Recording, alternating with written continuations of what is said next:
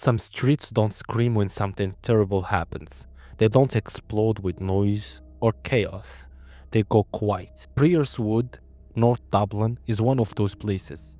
An estate like thousands of other across Ireland, normal houses, normal people, normal routines. The kind of area where nothing dramatic is supposed to happen until it does. And once it does, the street remembers. Back in October 2017, Priorswood learned that lesson the hard way. It was the early hours of the morning, just after 2:30. The night was already thinning into the strange calm where pubs have closed, taxis are scarce, and the city feels half asleep. Jamie Tighe Ennis was walking along Moorview Avenue with friends after spending time at a local pub. Nothing unusual, nothing reckless, just a young man heading home. Jamie was in his 20s, a father, a son, someone people knew, someone people waved to, someone whose name meant something in the area.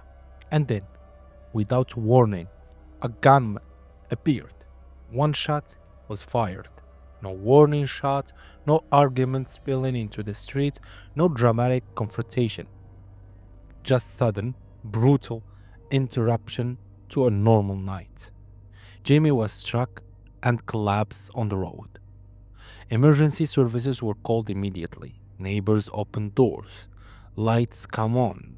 But it was already too late. Jamie was pronounced dead at the scene. In seconds, Priorswood changed. Guards arrived quickly. The street was sealed off. Blue lights bounced off windows. Forensic teams began their work under street lamps, while the rest of the estate watched from behind curtain. Some in shock, some in fear, some already realizing this wasn't just another incident. Because this didn't feel random. From the very beginning, guards treated the shooting as a targeted attack, a planned act, not a fight gone wrong, not a spontaneous act of violence, a shooting carried out with intent. Witnesses were interviewed. Friends who had been with Jamie that night were questioned.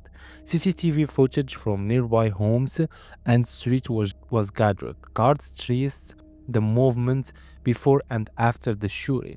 They followed the key lead involving a vehicle believed to have been used by the gunman.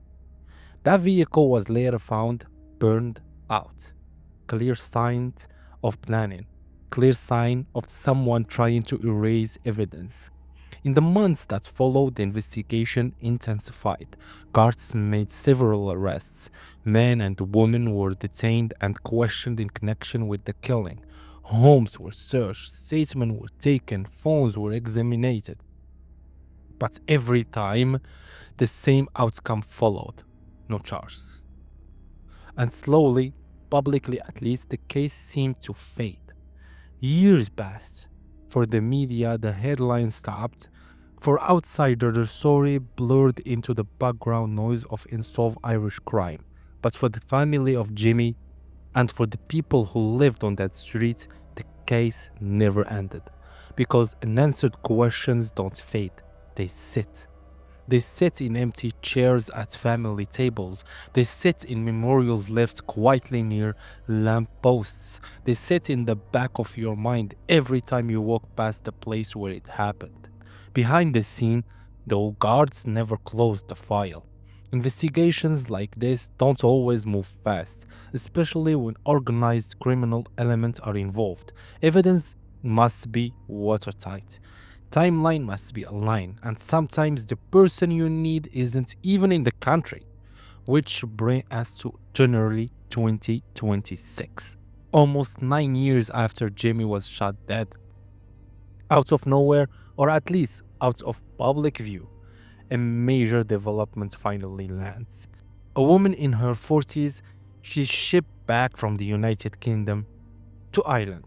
This wasn't casual, this wasn't voluntary, this was the result of formal legal cooperation between Irish authorities and UK authorities, carried out through a trade and cooperation agreement warrant. That alone tells you something important.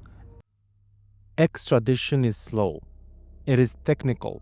It requires evidence strong enough to satisfy courts in two different countries. You don't extradite someone over guesswork.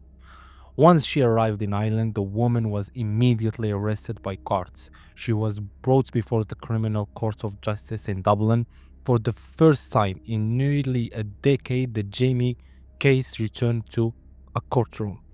According to confirmed reporting, the woman has been charged in connection with the fatal shooting and has been remanded in custody as the legal process continues. Guards have stated clearly that the investigation is ongoing. That word didn't matter. Ongoing means this arrest is not the final chapter. It means there are still questions being answered, still evidence being examined, still people being spoken to. It also confirms that what many suspect for years, that this case was never forgotten, only delayed. Authorities have described the killing as a gangland murder. Again, no speculation, not commentary, official language used in court. A targeted shooting in a residential area in the early hours of the morning. That kind of crime doesn't disappear quietly.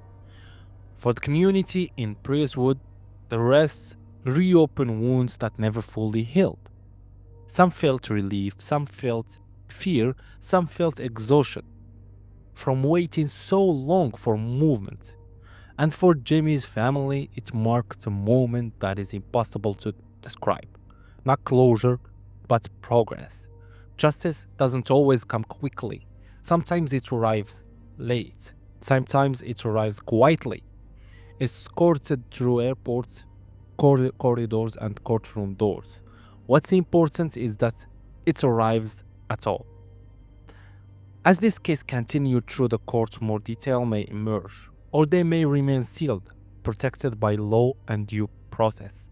That's how real investigation works: slow, controlled, careful. But one thing is already clear. Jimmy was not just a headline, he was not just a statistic. And his case did not disappear with time. Nearly 9 years later, someone was brought back across border to answer questions about his death. That doesn't bring Jamie back, but it tells the truth about something else. Some cases wait, some streets remember, and sometimes justice takes the long way home. If you want fast updates on Irish true crime, subscribe. We cover everything before it hits mainstream headlines. Thank you.